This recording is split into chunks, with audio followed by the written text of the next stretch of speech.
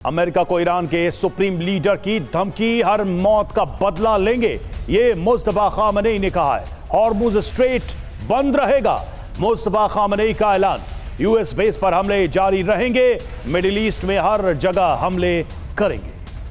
और इस बीच एक और बड़ी खबर, ईरान के सुप्रीम लीडर मुस्तफा खामनेई की धमकी, लक्ष्य हासिल होने तक बदला रहेगा जारी। मुस्तफा खामनेई ने अमेरिका और इजराइल दोनों को धमकाया है, अमेरिका से अपने नुकसान का हर्जाना लेंगे।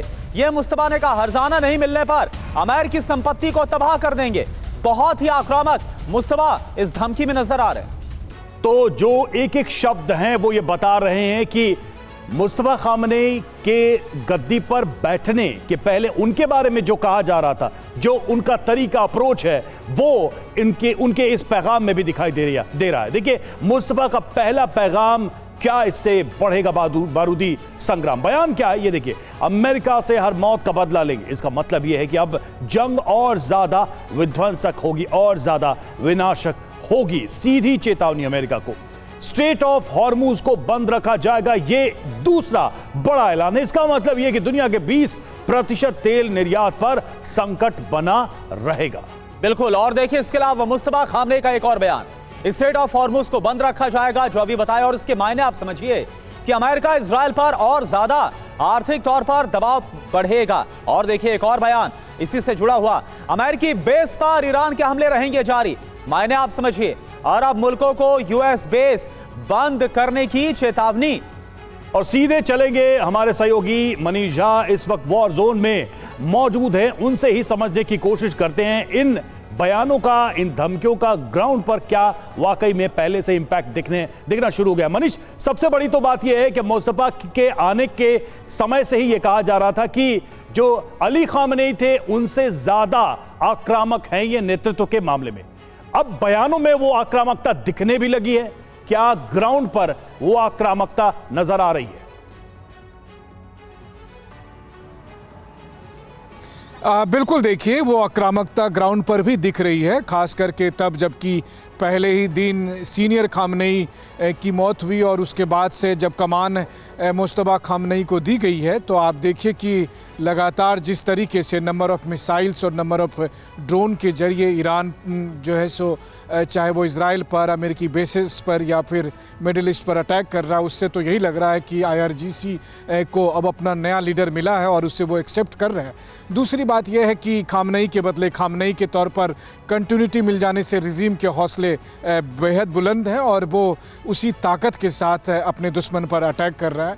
ये अलग बात है कि आज की तारीख में अमेरिका ये भले कहता है कि उनके एयरक्राफ्ट कैरियर में दुर्घटनावश नुकसान पहुंचा, या उनका जो ईंधन भरने वाला विमान था वो दुर्घटनावश क्रैश हो गया, या उनके 3 फाइटर जेट दुर्घटनावश गिर गए, लेकिन ये सब संयोग कहें, दुर्घटना कहें, लेकिन ये सब कुछ ईरान के फेवर में जा रहा है। और जो दूसरी सबसे बड़ी बात है कि कहाँ तो प्रेसिडेंट ट्रंप ने ये सोचा था कि 85-86 साल के एक बुजुर्ग को वो बॉम्बिंग करके मार देंगे और उसके बाद ईरान की गद्दी, ईरान का ताज उनके पास होगा, लेकिन अब तो लग रहा है कि खुद अमेरिका के लोग भी ये समझने लगे हैं, अमेरिकी इस्टेब्लिशमेंट भी ये मानने लगी है कि अभी ईरान में तख्ता पलट बहुत दूर की बात हो गई है। मतलब जो आसार थे भी, वो आसार अभी फिलहाल अगले कुछ महीने तक दिख नहीं रहे। बिल्कुल, आसार जो लगाए जा रहे थे कि बहुत जल्द शासन बदल जाएगा, लेकिन अभी फिलहाल ये एक बहुत बड़ी चुनौती बनी हुई है। एक और बड़ी खबर, ईरान ने अमेरिकी बेस को निशाना बनाया एक बार फिर से। पैट्रियट एयर डिफेंस सिस्टम से बची है ईरानी मिसाइल। आप देखिए, अमेरिका का जो एयर डिफेंस सिस्टम है वो भी फेल साबित हो गया ईरानी मिसाइल के सामने। ईरानी सेना ने जारी किया बाकायदा वीडियो। और देखिए, मिसाइल इंटरसेप्टर थार्ड की तैनाती की गई है। मध्य पूर्व से यूएस कर रहा है थार्ड की तैनाती। यूएस ने दक्षिण कोरिया से थार्ड को वापस मंगाया और ओसान एयरबेस पर इंटरसेप्टर थार्ड की तैनाती की गई। और एक और बड़ी खबर, ईरान जंग में नेटो के उतरने का खतरा बढ़ गया है। तुर्की में नेटो एयरबेस पर ईरानी अटैक हुआ है बैलिस्टिक मिसाइल से। नेटो बेस पर हमला हुआ, एयर डिफेंस सिस्टम ने मिसाइल को इंटरसेप्ट किया। एंसरलिक बेस पर 50 एटमी बम होने के दावे, हालांकि इससे पहले जब इसी तरह का हमला हुआ था तब इसे फॉल्स फ्लैग कहा गया था।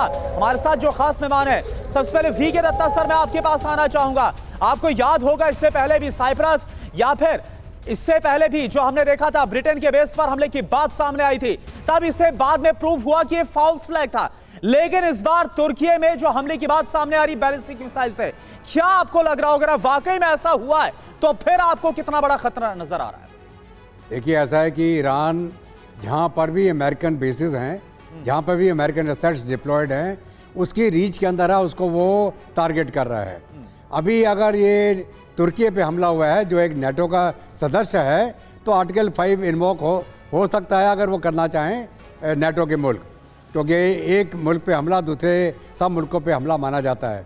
लेकिन जहाँ तक ईरान का सवाल है, वो उन जगह को टारगेट कर रहा है जो उस विसिनिटी में अमेरिकन एसेट ईरान के ऊपर हमला करने के लिए इस्तेमाल किए जा रहे हैं, चाहे वो एयरक्राफ्ट कैरियर जिनको ऑलरेडी धक्का मार दिया गया पीछे, चाहे जॉर्डन की बेसिस हों या जितने और बेसिस इनके मिडिल ईस्ट में थे, उनको सबको टारगेट किया है ईरान ने और काफ़ी तबाही मचाई है। चाहे वो नेवल बेस हो 5th फ्लीट का, चाहे बहरीन, कतर, सऊदी अरब, सब जगह पे।